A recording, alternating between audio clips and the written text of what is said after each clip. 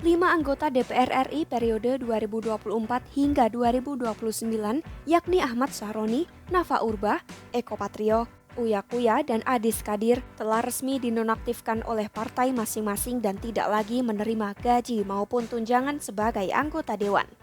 Kebijakan ini diambil karena pernyataan dan sikap mereka dianggap menyakiti hati masyarakat serta memicu gelombang protes publik hingga demonstrasi besar di berbagai wilayah.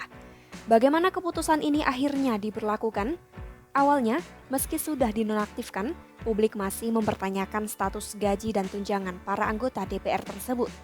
Hal ini karena pasal 19 ayat 4 Peraturan DPR nomor 1 tahun 2020 tentang tata tertib menyebutkan bahwa anggota yang diberhentikan sementara tetap berhak atas gaji pokok dan sejumlah tunjangan mulai dari tunjangan keluarga, jabatan, komunikasi hingga tunjangan beras. Menanggapi hal itu, fraksi Partai Nasdem meminta agar DPR RI menghentikan semua bentuk gaji, tunjangan, serta fasilitas bagi Ahmad Sahroni dan Nafa Urbah. Ketua fraksi Nasdem Victor Bungtilo Laiskodat pada Selasa 2 September 2025 menegaskan langkah ini sesuai dengan status nonaktif yang disematkan partai kepada kedua kadernya sebagai bentuk penegakan disiplin dan integritas partai. Fraksi PAN juga mengambil sikap serupa. Ketua fraksi PAN Putri Zulkifli Hasan pada Rabu 3 September 2025 menyatakan pihaknya mengajukan penghentian gaji, tunjangan, dan fasilitas bagi Eko Patrio serta Uya Kuya yang juga telah dinonaktifkan. Menurutnya, kebijakan itu merupakan bentuk tanggung jawab partai dalam menjaga transparansi dan kepercayaan publik. Sementara itu, Ketua fraksi Golkar Muhammad Sarmuji tidak mengajukan permintaan khusus ke DPR. Namun, ia menilai penghentian gaji dan tunjangan bagi Adis Kadir sudah menjadi konsekuensi wajar dari status nonaktifnya sebagai anggota DPR. Ketua Mahkamah Kehormatan Dewan (MKD) DPR, Nazaruddin Dekkam, kemudian mengirim surat resmi ke Sekretariat Jenderal DPR untuk menghentikan pembayaran gaji dan tunjangan kepada anggota yang dinonaktifkan. Sekjen DPR RI Indra Iskandar membenarkan pihaknya telah menerima surat dari MKD dan meneruskannya kepada pimpinan DPR. Menurutnya, pimpinan DPR menyetujui permintaan tersebut dan Sekjen siap melaksanakan keputusan penghentian gaji serta tunjangan bagi anggota nonaktif.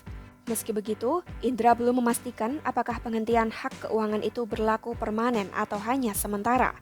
Ia menegaskan pihaknya hanya menjalankan keputusan yang sudah diambil pimpinan DPR. Dekkam menjelaskan kebijakan penghentian gaji dan tunjangan ini tidak terbatas pada 5 anggota DPR yang sudah disebutkan. Jumlah anggota yang terkena kebijakan serupa bisa bertambah tergantung laporan partai masing-masing. MKD akan terus mendalami kasus dan menindaklanjutinya dengan langkah serupa. Ia menambahkan mekanisme penonaktifan disampaikan partai politik ke pimpinan DPR dengan tembusan ke MKD. Dari laporan itu, MKD kemudian mengajukan permintaan kepada Sekretariat Jenderal DPR agar menghentikan sementara gaji dan tunjangan anggota yang dinonaktifkan. Sebelumnya, tunjangan anggota DPR menjadi sorotan publik, salah satunya tunjangan rumah senilai 50 juta rupiah. Respon sejumlah anggota DPR terhadap kritik dari masyarakat justru dianggap memperkeruh suasana. Alih-alih meredam, klarifikasi yang mereka lontarkan malah memicu kemarahan yang lebih besar. Ucapan-ucapan tersebut menyulut emosi masyarakat hingga memicu aksi demonstrasi di berbagai daerah termasuk di depan gedung DPR. Situasi makin memanas setelah insiden mobil taktis Brimob menabrak seorang pengemudi ojek online di Jakarta. Akibatnya, partai masing-masing akhirnya memutuskan untuk menonaktifkan 5 anggota DPR yang dinilai memperburuk keadaan dengan pernyataan mereka.